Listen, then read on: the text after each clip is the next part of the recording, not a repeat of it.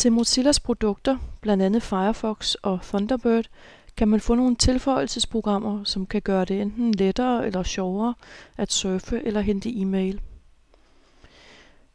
Mange af dem findes samlet et sted, og du kan gå og hente dem ved at klikke på menuen Funktioner og vælge Tilføjelser. Hvis du allerede har nogen installeret, vil du kunne se dem her. Du kan tjekke for opdateringer af de programmer, du allerede har installeret. Og herovre i højre side har du et link, der hedder Hent udvidelser, og det kan du bruge til at finde nogle spændende ting til enten browseren eller Thunderbird, som er mailprogrammet.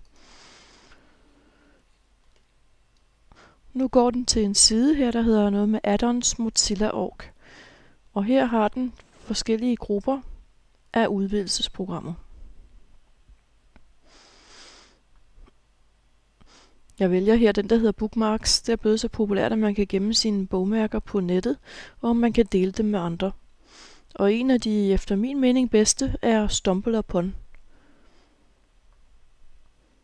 Den klikker jeg på her, og så kan jeg se, at StumbleUpon den virker med blandt andet Firefox. Og det var det, jeg skulle bruge den til her. Så jeg skal lige rulle lidt længere ned, fordi hernede kommer der et link til at installere det her tilføjelsesprogram med. Jeg klikker på den store knap her, Install Now, og så sker der det, at Firefox som standard er indstillet til, at hjemmesider ikke bare kan installere noget på din computer sådan uden videre. Det er en sikkerhedshindring. Først så skal du give den tilladelse, og det kan du gøre ved at klikke herinde på knappen Redigere indstillinger. Der kan du vælge at tilføje den her side, så du ikke hver gang skal blive spurgt om du må installere et program herfra. Så klik på Tillad, når du har godkendt adressen. Og så kan du bagefter gå ned og lukke siden. Så skal vi lige have gentaget. Klik på Install Now. Og her kan du se det modul, som jeg har valgt at installere. Især når det der firkantede der forsvinder. Jeg går ned og klikker på Installer nu. Og så går den i gang med at installere tilføjelsen. Firefox skal altid genstartes, før de her tilføjelser virker. Det kan man gøre hernede fra højre hjørne ved at klikke på Genstart Firefox. Så går det automatisk.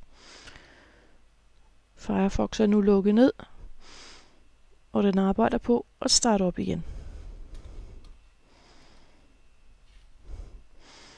Der var den. Og nu er der sket det her op foroven, at der er kommet en knap, der hedder Start Stumbling. Den har også åbnet StumbleUpons hjemmeside, hvor der kommer lidt hjælp til den her. Men det er forskelligt fra tilføjelsesprogram til tilføjelsesprogram, hvordan den reagerer. Hvis du har brug for hjælp til at installere tilføjelsesprogram yderligere eller lave indstillinger, vil hjemmesiden altid komme frem, sådan som du kan se det her. Så er jeg klar til at bruge min nye værktøjslinje, mit nye program. Start Stumbling. Og så er jeg inde og kan sætte min konto op. Jeg har tidligere i tips og tricks skrevet om StumbleUpon, og du kan finde tippet på hjemmesiden og læse mere om det, for det er et ret spændende program. Men så let er det at installere en tilføjelsesprogram i Firefox, når du lige har fjernet blokeringen, som hindrer den i at blive installeret automatisk.